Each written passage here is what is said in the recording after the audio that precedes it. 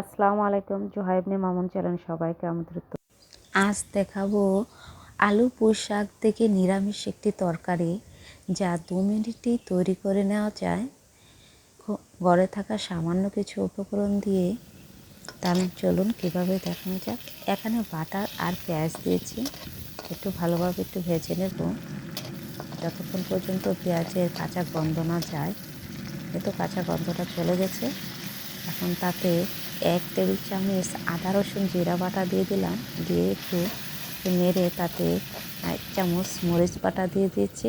ঝালটা যার যার পছন্দ অনুযায়ী দেবেন। এতে মশলাটা কষানো হয়ে গেছে।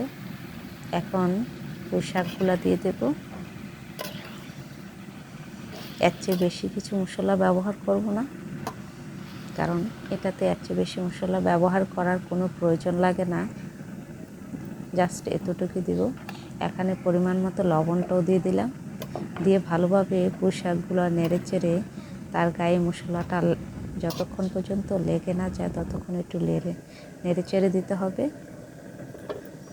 আর এদিক দিয়ে 2টো আলু সিদ্ধ করে রেখেছিলাম, এগুলো হাতের সাহায্যে ভেঙে নেব। আপনারা চাইলে এটা কেটেও দিতে পারেন। যতক্ষণ না পুঁই শাকটি কষানো হয়ে যায়, যদি হয়ে যায় দিয়ে দেবো। এর তো হয়ে গেছে। পুঁই শাক পানি ছেড়ে দিয়ে দিচ্ছি। আর এখানে একটা মাছ দিচ্ছি, আপনারা চাইলে 2টোও দিতে পারেন, তবে এটা দিতে চেষ্টা করবেন।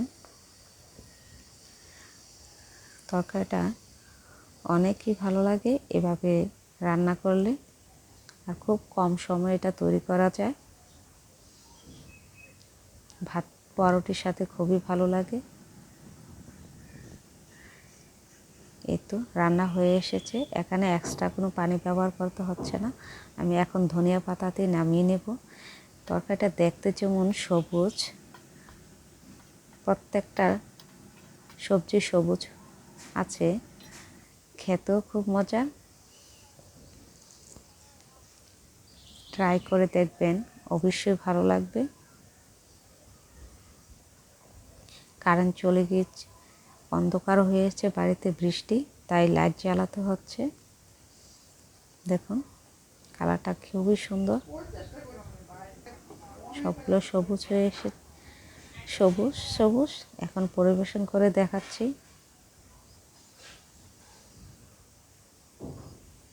দেখতে যেমন লবণ, খেতেও খুব মজার। ট্রাই করতে ভুলবেন না, আপনাদের কাছেও ভালো লাগবে আশা করি।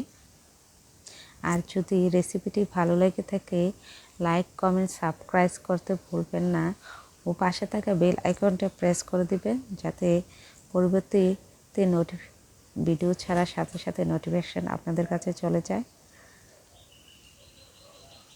আশা করি আপনাদের কাছে ভালো লাগবে।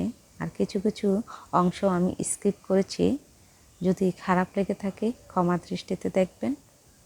এই বলে আজ বিদায় নিচ্ছি। আশা করি আপনাদের কাছে ভালো লাগবে। ভালো থাকবেন, সুস্থ থাকবেন, এই বলে এই ভিডিও থেকে বিদায় নিচ্ছি। আসসালামু আলাইকুম।